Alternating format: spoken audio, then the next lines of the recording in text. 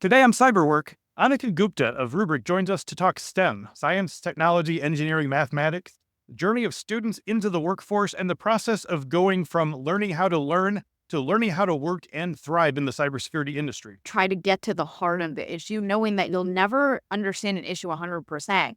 The goal is to always get deeper and deeper into understanding what that issue is, because once you can understand a problem, you can solve it. Anneka will give you a ton of great tips and strategies for more diverse hiring. If you only try to look for people that have done it before, you're going to lose a perspective of looking at things radically differently and questioning the status quo. Making yourself seen and conveying your passion in your resume interview. In a role, they have their bullets, like, I launched this, I did this, but they don't actually show what were the results that they drove. And offer some no-nonsense first steps you can take to be an expert at networking. Coming up with your problem and then asking someone for help, it becomes very easy for someone to say, yeah, okay, I can help you with this. Let's have coffee and let's talk about it. There is an art to being both a good mentor and a good mentee, and today you'll learn all of these things on this episode of Cyberwork. The IT and cybersecurity job market is thriving. Bureau of Labor Statistics predicts 377,500 new IT jobs annually. You need skill and hustle to obtain these jobs, of course, but the good news is that cybersecurity professionals can look forward to extremely competitive salaries. That's why Infosec has leveraged 20 years of industry experience, drawing from multiple sources to give you, Cyberwork listeners, an analysis of the most popular and top-paying industry certifications. You can use it to navigate your way to a good-paying cybersecurity career. So to get your free copy of our Cybersecurity Salary Guide ebook, just click the link in the description below. It's right there near the top, just below me. You can't miss it. Click the link in the description and download our free Cybersecurity Salary Guide ebook. Your cybersecurity journey starts here. Now, let's get the show started.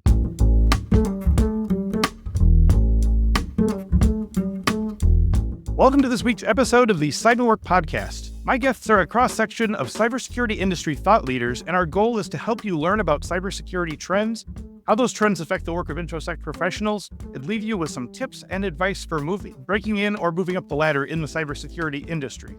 My guest today, Anneka Gupta, brings more than a decade of product and SaaS experience with a track record of driving revenue growth, navigating expansions to new markets, and overseeing diversity, inclusion, and belonging initiatives. She joins Rubrik from LiveRamp, where she was president and head of product and platforms, leading product development and go-to-market operations and strategy. Anneka also sits on the board of directors for Tinuti. I asked you how to pronounce that, and I wiped out again. I'm sorry. Hello, Anneka. Thank you so much for joining me today, and welcome to Cyberwork. Thanks for having me. I'm super excited to be here. Yeah, so as I sort of suggested in the intro, we're going to be talking, primarily our listeners today, we're going to be talking to the students in the crowd, the young people, the cybersecurity professionals of tomorrow and tomorrow and tomorrow. So I want to get our listeners a chance to know you and your origins a little better. So I know that you have kind of an interesting origin story with regards to computers and tech. Could you tell me about that?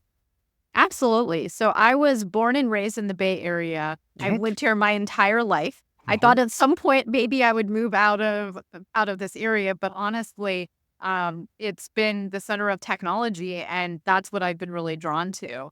Growing up, both of my parents were immigrants from India, and they both ended up starting their own companies, one in the telecommunications space, one in the embedded software space. So I like to say that technology, entrepreneurship, all of that runs in my blood, and I've always been really drawn to it because I had these amazing role models. Yeah, you're coming into if not the family business, then certainly the family avocation. So, Exactly. Can you tell me about the process that your parents had in terms of coming to the Bay Area and then starting their own companies like that? What were some of the hardships, and what were some of the things that they learned along the way that they sort of imparted to you? Yeah, I mean, they were part of the first generation of Indian tech entrepreneurs to come to the US. Now it's a very common it's a very common thing for people to do. But back then, when they came in the 60s and 70s, it wasn't.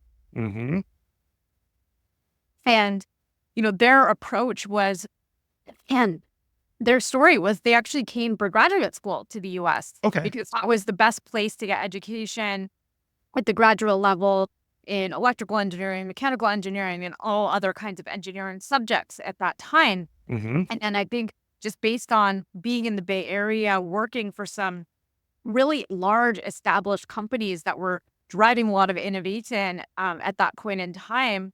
They ended up getting kind of sucked into this entrepreneurship track, and they both ended up deciding to start their own company. That's a really inspiring story because they had to figure out a lot of stuff on their own. They didn't have the resources that are now available for a lot of entrepreneurs. These are the pre-internet days, so it wasn't like you could easily search for information. And they really forged their own path and figured out how to build successful companies. They both ended up taking their companies public. Nice. And it was just a very exciting environment to grow up in. I don't think I fully realized at the time when I was growing up how lucky I was to be in that kind of environment. Or how anomalous that was, I suppose, for a lot of people. But you mentioned that they sort of were swept up in a wave of sort of entrepreneurship at the time. Was this among other Indian immigrants? Who were they sort of amongst who were also starting their own companies that kind of got them sort of lit the fire in that regard? Yeah, I mean, there were, I think, a lot of Indians in the Bay Area that were taking this entrepreneurship track. There were a couple, but I mean, these were the days when companies like Cisco was starting and maybe you see Apple and Microsoft. So it was really the beginning of the computer revolution and technology revolution that would really sweep Silicon Valley and eventually, more of the world. And that was those were the people that they were kind of amongst and seeing. And that was what was being talked about as well. You read the magazines and trade news of the day. And so that was their cohort of people. Yeah, the energy and excitement of that time must have been just palpable every day. Absolutely. And they have so many great stories to share about that. I bet. So I want to talk to you about your current positions here because a lot of our listeners like to learn about all the different ways that you can get into cybersecurity that aren't necessarily the sort of standard ones. But, and I also come from marketing myself, but I know that in your previous position and your current role with Rubrik Inc., you're described as a chief product officer.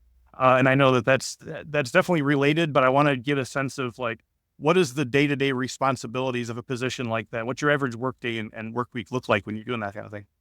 One of the things I like to say is that there's no average work day for a chief product officer. Your day can change pretty dramatically because like in product, you're really sitting at the intersection of the technology that's being built, the way it's being positioned in the market, the actual sales of your product, and then all of the ongoing support issues as well that may emerge for your products. So it's a very exciting place to be because there's a ton of variety in what the day-to-day looks like and even hour to hour. So some days I'm spending a lot of time with helping our sales team position our products and sell our products to new customers. Some days I'm dealing with customer support issues and helping calm down an upset customer that may have encountered an issue and really needs to see a path forward. Some days I'm doing a workshop with engineering or with marketing around, okay, what do we need to do differently about how we're building our products or the strategy of what we're focused on or how we're sequencing things. So everything, it's all very dynamic and fast changing. And I think that's true no matter what industry you're in. The thing that I've really enjoyed about both security as well as my previous industry, marketing technology, is that these are rapidly changing fields where there's a high degree of innovation and a high degree of change. And I think that means that this role ends up being more varied in terms of the kinds of things that you have to do and the kinds of things that you have to have your hands in, because basically nothing is staying the same year to year. Things are changing. Yeah. So, I mean, to get all this stuff done, what are the sort of largest skill sets that you're using the most often in doing this job well? It sounds like communication's a big part of it, but what are you sort of pulling from in terms of all the things you've learned? I think the core of what makes great product managers and great product leaders is really being able to get to the heart of an issue or a problem and understand it deeply. And that could be any kind of problem. That could be the problem that you are trying to solve with your product for your customer, or it could be a problem that's creating that's internal. That's why is the growth of my business not accelerating or stagnating. Yes. Or how do I drive more profitability? There's all kinds of different problems that emerge as you're trying to take products to market, and being able to not just take like the surface level understanding, but go multiple layers deep and ask great questions to get to the heart of the issue. Develop hypotheses that you're constantly testing and refining and updating based on new information, external, internal, to again try to get to the heart of the issue, knowing that you'll never understand an issue 100%. But the goal is to always get deeper and deeper into understanding what that issue is, because once you can understand a problem, you can solve it. Yes. Okay. Yeah. So it sounds like this is a good job to pursue if you don't want to keep doing the same thing from week to week. You get tired of sort of a routine thing. You want the sort of like the dynamism of Yep, jumping from like completely, I mean, almost completely different areas of your brain. It sounds like you're going from the exactly. communication side to the hard tech side to the problem solving side. Now, one more question before I move on to the next thing here. Like the role of chief product officer is as regards as relates to something like a product manager. Does that mean you're sort of overseeing like multiple products and multiple product managers? How does that work on the sort of work chart? Oh, yeah. So a chief product officer, at the bare minimum, will Hmm. manage all of the product managers across the company. Got it. So the global product suite, which means that you're really in charge of managing the entire portfolio of products, figuring out when you're going to do something totally new to add on to your portfolio, when to sunset thing, all of that kind of operations of the product. Now, in some companies, a chief product officer will own design as a function as well. So that's true within Rubrik. I own design, I own product management, I own all of the monetization, so pricing and packaging as well.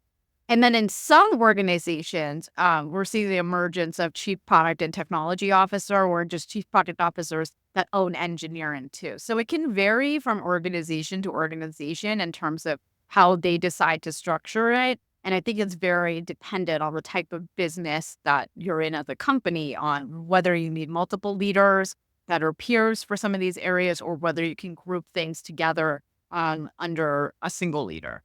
Right. Okay. That's very helpful. Thank you. So I want to jump back to your previous position because you spent 11 years with LiveRamp, moving through a variety of positions from marketing into president and head of product and platforms. And it seems like if you're somewhere for 11 years, like that's where you're going to see a lot of your sort of transformational career moments happen. Can you talk about some of the things that you sort of were key moments working there that you've brought to your current role? Absolutely. So I feel like at LiveRamp, I had this amazing opportunity to, over that 11-year time horizon, do pretty much every job at the company. Yeah, Uh, right. Hmm. and that emerged kind of organically, as well as, because I pursued some of those opportunities. And I think there were times where it wasn't very linear in terms of the changes I was making. So I went from being an engineer to the first product manager. That was like a pretty logical step given what I was very interested in, and moving to be more at the intersection of technology and business versus just building the technology. But Hmm. then I made a move to marketing. And, on paper, someone may say, well, that doesn't seem like super career additive to just jump into this other function. You barely become an expert. You know how to become an expert in 1 year of product management. In product management, why are you jumping into something else? Yeah. It's not a big risk. I think like when I look back on that jump and the year I spent running marketing and then also recruiting, I it was so additive to my experience Mm. because it made me, first of all, it made me think in a totally different way. Whereas before I thought about the technology first, marketing, you have to think about what's the value prop first? What is the message? What's going to resonate? And how are you going to get that message to the right people? And I think it ultimately made me a better product leader having that kind of Yeah. experience. I would also say that those moments where I went to something totally different, even if it was a horizontal move, gave me a deep empathy for other functions and how Mhm. they operate, what they care about, what their challenges are. And even though I would never say I'm a marketing expert or a recruiting expert or an expert in a lot of these areas that I had a hand in, it was again, helped me with integrated thinking of understanding, well, when you launch a product, how are you going to take it to market? And actually working backwards from what are the goals that you have to then saying, well, what are all the pieces that need to occur? And what are the things that I own versus what other people own? The Yeah. funny thing about product management and product leadership is that you have a ton of responsibility to make product successful and the company successful, but you have almost no direct authority because anyone that's actually doing the work, whether it's engineering building Yep. or marketing it or sales Hmm. selling it, those are people that report to me. So you have to be able to influence without authority. And I think Hmm. these experiences, even though I didn't architect it this way, I just let my curiosity drive my career journey. Hmm. It really helped me understand a very integrated perspective of what all these functions do and how to leverage them and how to bring them along when I'm trying to launch something or bring something to market. Yeah. Yeah. No, I imagine if you just stay on the product side, that it would be really easy to, you just get very invested in how the thing works, and you're basically only communicating with clients you already have, and so there's like, but the idea of like thinking in terms of who would I sell this to or whatever, I suppose that's probably not something that's intrinsic to that original role, right? Absolutely, especially for product managers like myself that came out of engineering. Okay. You don't always think about, well, how am I going to sell this? Who am I going to sell this to? And that's, I think, a huge mistake because that's actually one of the most important foundational questions you have to ask. I always say that great technology isn't like the best product is not the product that wins. It's a good enough product with like the right go to market and operational motions around it to get it Hmm. into the hands of people that actually need it. Yeah. That's what's going to win. And I think that sometimes is a bit counterintuitive, especially for product managers coming out of an engineering background. Yeah, to say nothing of just pure engineers who are just literally thinking of like the next line of code, I suppose, and they're thinking about it at all. So yeah, so for our conversation today, you suggested a discussion about your career journey into STEM or science, technology, engineering, mathematics, as well as your work in bringing a new generation of diverse professionals into the industry, which is always a very passionate subject of mine as well, because there are just so many positions uh, needing to be filled, so many people that want to do them, a mismatch between what people think they need for skills versus what they're learning versus what they're told will be, instantly, marketable as long as you have the passion, as long as you do the work, you'll find the job. And then 6 months later, a year later, they're still, looking for, that first interview or whatever. So, I mean, there's just a lot of friction at this point in the process. So can you talk about the state of STEM in the US right now and aspects of the process that you're working to either support, improve, or change? Sure. That's a big question. Of course. Yeah. And I think there's so many people that are doing a lot of great work around how do you get more young people interested in STEM subjects so that they don't, so that, women aren't opting out or just in general, people aren't opting out saying, well, I'm not good at math and in eighth grade when Mhm. that may not be true. They just, need to have it presented to them in the right way. So I think there's a lot of work that's being done there that's super, super important in terms of like getting people interested and getting them to a place where within their education, especially higher education, they're engaging in and learning STEM subjects.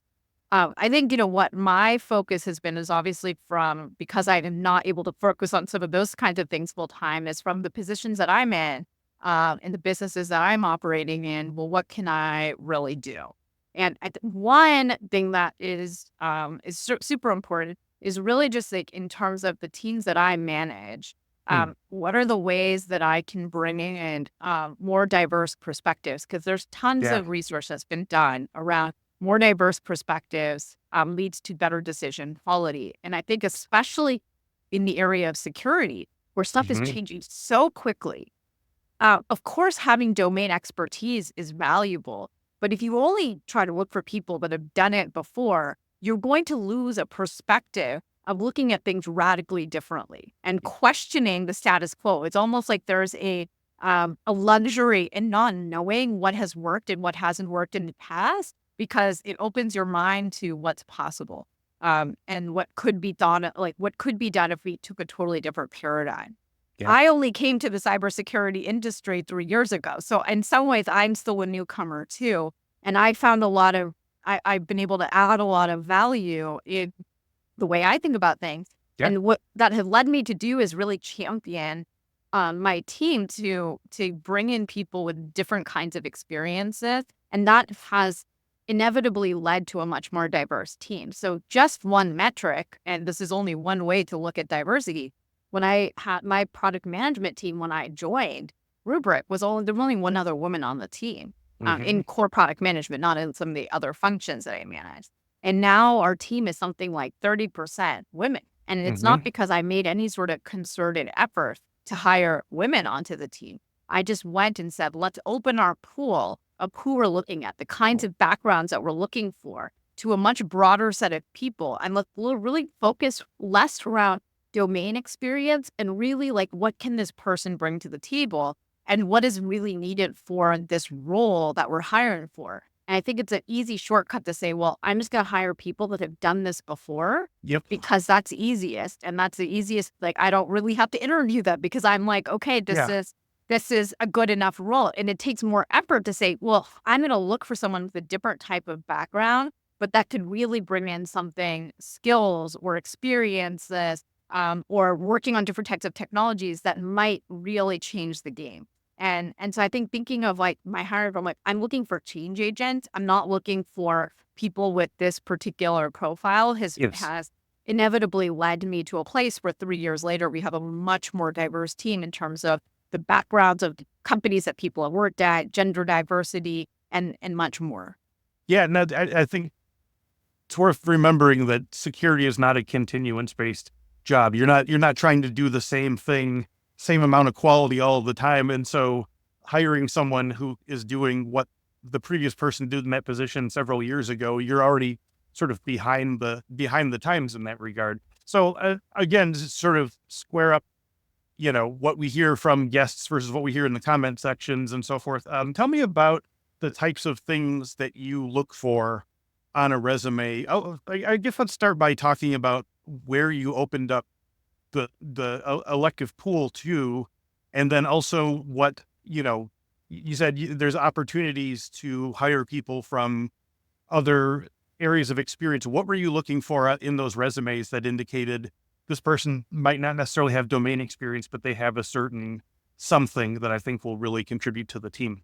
It's a great question. So in a multiple of the roles that I've hired that have been direct reports to me, what I've really looked for is leaders that have demonstrated going through the process of building and launching products and iterating on it, not necessarily always to a point of getting to a successful outcome, but learning in the process and getting better. So I think that has been one thing.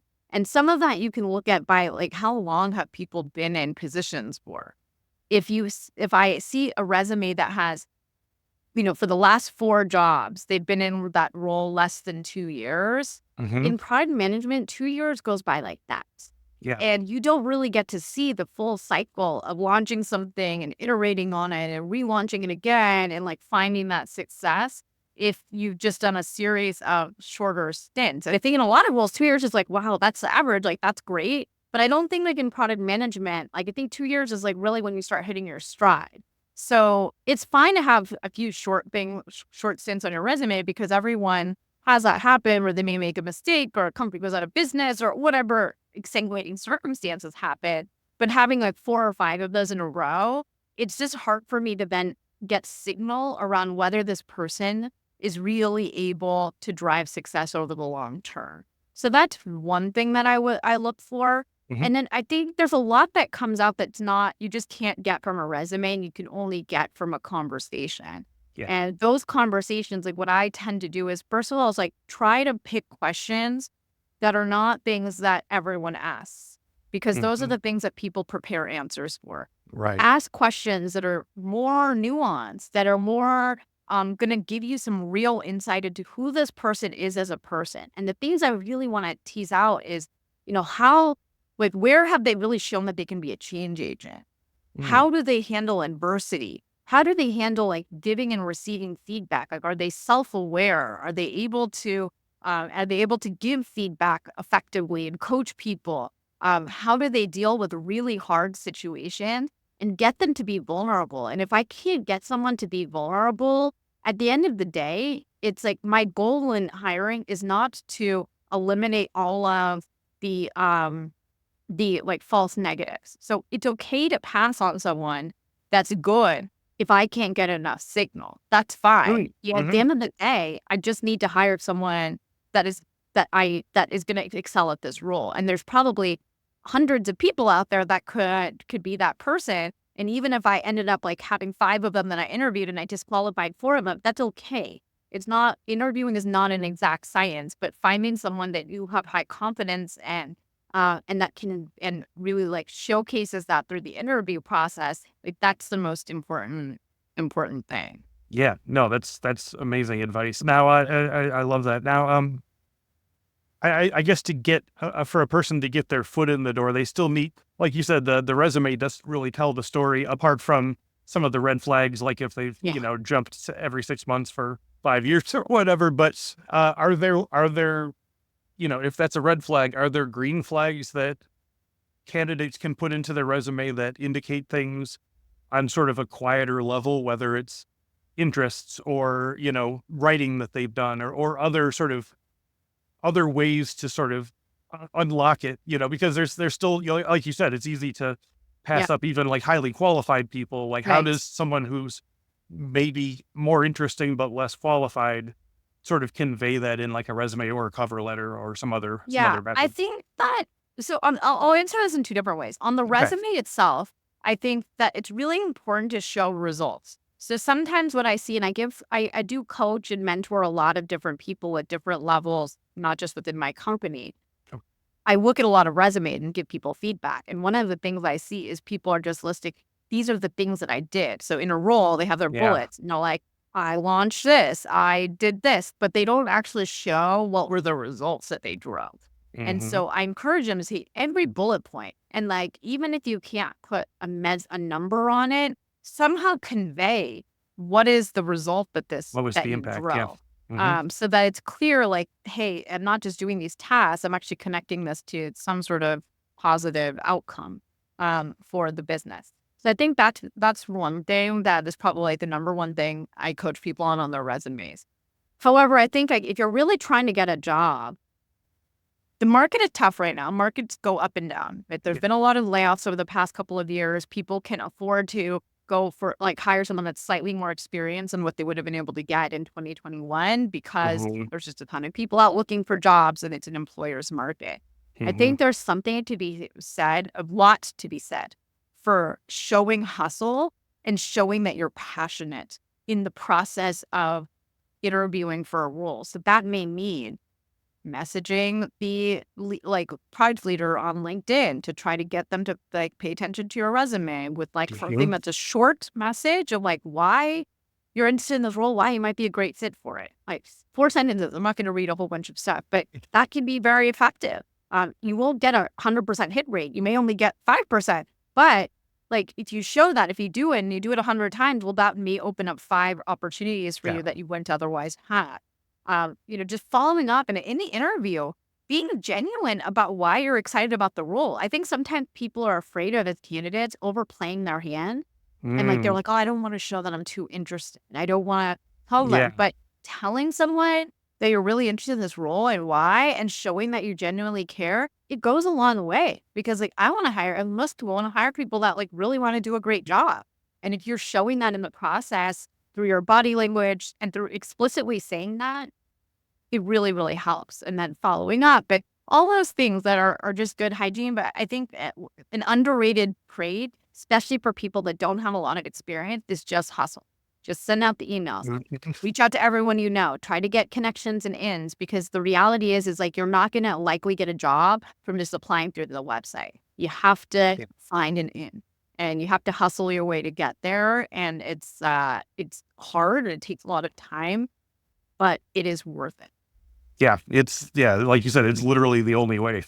Right. Oh, especially these days. But so going back to people who are still in school, what are your thoughts for college students in STEM who are on their way to jobs in cybersecurity and tech? Are there certain pitfalls they should be avoiding now, or hidden opportunities they should be seeking out? What's the landscape look like for people who are still in the learning stage? I think if you're still in the learning stage, just using the opportunity, you're in school, you have access to a bunch of resources to take a variety of different types of classes. And that can be on the technical side. So maybe you take an AI class, or maybe if your school offers something in cybersecurity, you take a class there. I definitely encourage people, even if you don't have a STEM degree, to go take like a computer science class, just so you Mm-hmm. understand how things work. You don't have to be a major in computer science, but just Yeah. go take these classes to give yourself the exposure and to also challenge yourself to learn something that's totally new to you. I think the reality is that school only prepares you so well for working. So Yeah. much of what you do working is learning on the job, and no class is going to prepare you for it. I get a lot of questions of like, what classes can I take to be a great product manager? I'm like, honestly, I wish there was more, but you kind of have to learn on the job. And Yeah. I think it's true for so many things, including just, Infosec teams. Like most people, if you ask them what they did, they learned on the job. They didn't like read a book. Oh, They got grown into a situation and they figured it out. And so the biggest thing, like I think for students is like learn how to learn. If you hmm learn how to learn, then you can be confident that whatever situation you're put in, you will figure it out. And that is like honestly, and that will also stay with you for your career as AI disrupts the jobs market, which it will in the next 10 hmm to 20 years. Yeah. How do you retrain yourself? It's like you've got to bet on yourself. And if you want to bet on yourself, you have to learn how to learn. Yeah. Yeah. Absolutely. We talk about all the time on here about the importance of doing things just for the sake of doing them and then being able to document them. Like if you set up your own hoax, your own home, network, and then secure it really well and then document that, like that goes a lot longer than just learning that empirically out of a book that you can use on the tests.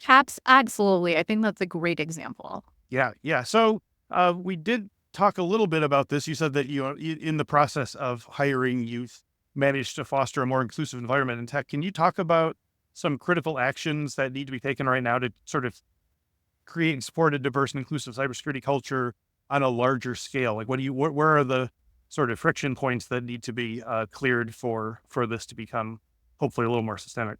Yeah, I mean, I think one is making sure that again uh, at whether it's a college level or maybe even earlier on, that um, women and other underrepresented minorities within security are recognizing what this career path looks like, right? Because there's so much of you don't even know what are the various career options, even sometimes entering into college. You have like a few different career paths based on people that you met or known, your parents, your neighbors, etc. But that's a very limited scope of like what's Yeah. actually out there. So what do we do to help evangelize? I think things like what you're doing with this podcast are great, is it evangelize what these jobs are so people can even be hmm aware of them and think of them and consider them as they're planning out their career. So I think that's one element. hmm And then I think a second element is really on the employers. Everyone talks about how there's such a shortage of cybersecurity talent. But then are you willing as an employer to put a training program in place to hire people that don't hmm have the experience and get them up to speed? And that's actually can be a very low cost way to fill your team and make up for the fact that it's like the very experienced talent is under huge demand, commanding hmm huge like salaries and premiums because of their experience and Yeah. because of the shortage. So this is a way where it's like if you invest and you think about it differently, you can actually build the talent, and that will pay dividends because then that will create the ability for more people to come into this space without having experience. Yeah. That I think is the thing that employers can really do to make a big difference and big dent in this space. I think it also gives you a chance. I mean, based on what you're saying, it sounds like it gives you a chance to have more of a hand in terms of creating your department's culture in that regard, in that you're not depending on, a hotshot superstar who commands a big salary to be, you're sort of a number one or whatever like that. So yeah, I think that's all sort of part of team building, but also sort of team fostering in that regard. Absolutely. Now, you mentioned something before, and I was going to come to it, and then it slipped me. But you talked about like how women and other underrepresented groups maybe will feel or will get kind of froze out of STEM early on. Like I'm not good at math, but it turns out it's maybe just a bad teacher. Science doesn't make any sense to me, but she had can you give me some examples, advice for people like that who think I would love to do this. I have these shortcomings, like but and my teacher is not great. Whatever, like what do you do to sort of make up the shortfall? Where can you find the passion if the passion can't be found in the sort of traditional holes of learning? Well, I think if you're a student and you're like, I want to learn this and it's not resonating to me. Whatever is happening in school isn't resonating to me. The great thing is that there's tons of resources on the internet. There's Hmm. tons of YouTube videos. There's tons of things, ways to learn that are different, and people have put out great content. And the reality is different things are going to resonate with different people. I think part of it sometimes is finding like, what is that connection point to something that you're passionate about that can help you learn. Or maybe you're a person that's, like you were mentioning, learn by doing. And just trying to figure out and problem solve is actually a more interesting way for you to figure out how to learn algebra than trying to, going through like the rote way of learning the steps of how you solve for a variable, right? That may be different. I think there's some point of like, if you can say for yourself, hey, I feel like I want to have this passion, but I don't have it. Trying to find something that you have an interest in and then connecting it with that, or having a parent help you make that connection if your teacher doesn't, or another mentor help you make that connection. That's really valuable. And then the world is your oyster on the internet. There's a lot of bad content out there, but there's also just a lot of phenomenal Yeah, educational content. yeah. And I Well think vetted, well so created. I think that's one of it. And then the second piece is like, sometimes I think people opt out of math because they're like, well, calculus isn't useful for me. Like, I'm not going to use this in my job. Okay, yes, I don't like use calculus in my day-to-day job. I'm not solving integrals or doing anything like that. But I've come to realize more and more how much having a strong sense of numbers and just being able to Yeah. easily have a sense of numbers, have it easily be able to say, well, this number is about, like, if I look at these two numbers, it's approximately like 30% growth, one number over the other. But that Hmm. comes, I use that 40 times a day because I'm looking at numbers all the time and I have to Yeah. make sense of them, and I have to be able to pull out the signal from the noise and being able to do that quick, like, not perfect mental math. Like, I don't need to multiply like 14 times 167, Right. and like that, right? But being able to do like quick understanding of a number and like what and how what it feels like, and how how numbers compare to each other is so valuable, and it makes me more effective. And I think that's the thing where sometimes that story gets lost in math education because people are just like so focused around, well, do I really need this, like, to know how to do this thing? But all of these skills, like solving integral, actually like give you a better sense of numbers, and that practice and just keeping doing it and going through these classes, it's super important because you'll get that sense that it will pay dividends later on. So what you're saying is that you're not on a daily basis calculating the volume of a conical cylinder. I'm I super just said, sorry, not your dear yeah. dude, just not for my. I say that only because yeah, calculus was the wall that I ran headfirst into in college, and that's why I'm not a chemical engineer and I'm in March. But yeah, no, point well taken. I mean, obviously everything up to that was very interesting, and I think you're right that it's more about learning the idea of numbers, and I guess just in a larger sense, you know, if you're in any kind of high touch sort of thought oriented job, like I don't know that college is any kind of vocational training at all. Like it's even the most useful computer science science labs, you're still just learning how to learn. You're not doing anything, like you said, Absolutely. until you start actually doing it, you're not learning, you're not doing it. I guess that's a little reductive, but I think that that's worth noting. Like, and I think that's a friction point that we see with younger students is, well, I got my graduate degree and 4 certs and no one's knocking on my door. It's like, well, you still haven't done anything. You've learned a lot. You've learned how to learn it. Now put it to work, I guess. But so I want to move to another area of your passionate area for you, which is mentoring. Can you talk about the work that you do mentoring and like tell us about some of your mentees or even your mentors and what you learn or assist them with on a regular basis? Absolutely. I mean, I've benefited so much from like so many different types of mentors throughout my career, whether it was my direct boss, learning from my parents' experience, Hmm. reaching out to other professionals where I was trying to problem solve things. So I feel a lot of gratitude for the various people that have been mentors for me. And I've always found a lot of joy in helping other people and mentoring them. And the thing that I feel very fortunate about is there are many different ways I've been able to manifest this desire to help people in the what I call the extracurriculars that I do outside of my job. So Okay. I one is I teach a product management course at Stanford's Graduate School of Business. So I've been a lecturer there for the past couple of years, and I co-developed a class with the professor around product management.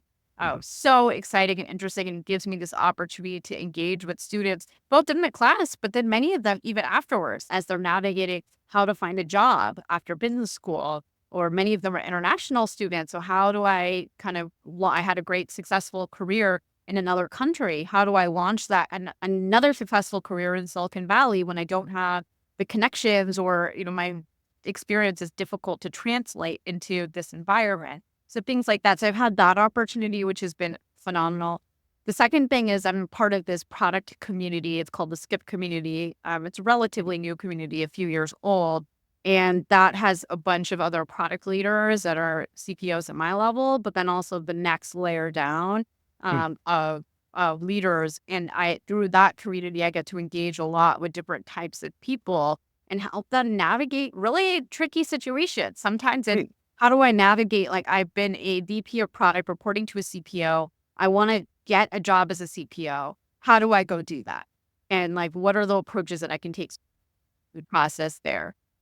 Or it might be a question of, hey, I have this like really kind of complex situation around my compensation and I have questions about, am I being paid fairly? Or maybe I feel like this, but I want to have a conversation around compensation. And especially for women, I feel out of the women I have a challenge with that myself is like having conversations around compensation are difficult. Yeah. And being able to help people navigate that, or Yeah. saying, hey, I have a really challenging situation with engineering. How have you managed these kinds of situations? So there's a lot of Mm. things like that that I get to help people on either on an ongoing basis or just one off through the community. And Yeah. then the last piece is just like through the people that I've worked with before, I try to keep in touch with them and help them in whatever way I can, whether again that's on a job search or in finding success in the jobs that they're taking on. And so I make just myself very available to people that I know to have those kinds of conversations. And honestly, like I get out of it as much as the other person, even though the other Oh, yeah. person doesn't realize that. And I think that's something to recognize that if you're someone looking for a mentor, there are people out there that want to help and they get genuine joy out of doing it. So don't feel like you're imposing on Yeah. them by asking them to help you or work through a problem together. Yeah. We've heard from so many C-suite people who say it can be very lonely up there and it can be very isolated. And to hear what people are struggling with at the very first step of the ladder can be incredibly insightful and stuff. So you're absolutely right. I don't feel like you're a burden. At the same time, for college graduates and people who haven't been long in the industry, I know that when I was coming out of college, we were given this open-ended directive to start networking and look for a mentor. But like most crucial communication skills, we're told that are important. We don't really have any way to learn this. So, can you suggest some ways or places where students should start networking, or how to actually do the work of networking, especially if you feel like you said a little shy or a little impostery Yeah. or what have you? So I would say that first, like, don't enter the situation by saying, I'm looking for a mentor, even if Yeah. that's ultimately your goal. Like the best mentor relationships will naturally emerge from a true connection. And so I think like if you have like I've always approached things of, here, I have this problem that I'm trying to solve. I mean, maybe it's a problem in my business that I want to get other people's perspective on, or it's a problem around my own career of like, I don't know which direction I should go in. I'm trying to figure out, do I go take option A or option B or start pursuing these? And I choose a problem and then try to find people around you that can workshop the problem with you. Because I think truly on working on stuff together, you understand whether you're going to get a lot of value out of the relationship, and the other person can feel out, hey, is this something that's worth pursuing long term? And if you feel that connection when you start talking to someone about this problem that you're working on, then it's worth pursuing. But don't expect that every person you're going to talk to, you're going to have a connection with. And that's okay too, right? It may only be some small percentage. I find this like figuring out a problem to make it a little less scary, because when you talk about networking, often it's like, well, so I just have to reach out to strangers and like start small talking with them and make connection, where I have to go to this huge event where I don't know anyone and try to make that. And that's really scary. But I think one-on-one connections is a really like positive way to start, and focusing on a problem is a really good way to like ask for a conversation. Be like, hey, reach out to someone that's maybe a friend of a friend and basically say, hey, I have this challenge I'm working through. I'm trying to think about my career. I'm trying to decide, do I take a path as, an engineer, or do I focus in, or do I go into like to an Infosec team and like go more like a SOC analyst rep? I want to workshop like what these different paths look like. I want to understand like how maybe you approach the situation or how I should think about it. And so coming up with like your problem and then asking someone for help, it becomes very easy for someone to say, yeah, okay, I can help you with this. Like, let's have coffee and let's talk about it. And it also becomes less scary for you because you're not just putting something out there, nothing, you don't know what you're going to talk about with this person. Yeah. I mean, when you think about going up to anyone, whether you're, wanting to talk socially or whatever, just going up and saying hi and then like, I'm here, like is never going to work. Like you got to have a game. And especially, like you said, if you're coming in to it with, here is an engaging problem that we can go back and forth with, rather than, can you give me something, or, can I learn at your feet, or what that, I think people are more, and I think it's real easy to get into that mold too, where you feel like, well, I'm at the bottom of the ladder, so I have to kind of bow down or whatever, or, show deference or whatever. But if you're approaching them with like, hey, here's this thing we need to work with, yeah, they're going to be like, oh, great. This is a problem solving industry. People like to solve problems. And if you give them one, it's going to go ding, ding. They're very excited. So this has been great conversation. But before we go on, I want to ask you, well, you've had so many of them, but what's the best piece of career advice you've ever received? Because you said you have these amazing parents and you've had amazing mentors and stuff, but like, what's something you could leave us with? Nothing takes the place of working really hard and excelling in the job you're in. I think it's very easy to say, well, like, I'm trying to focus on getting this promotion or doing this thing. And people are like, what do I need to do?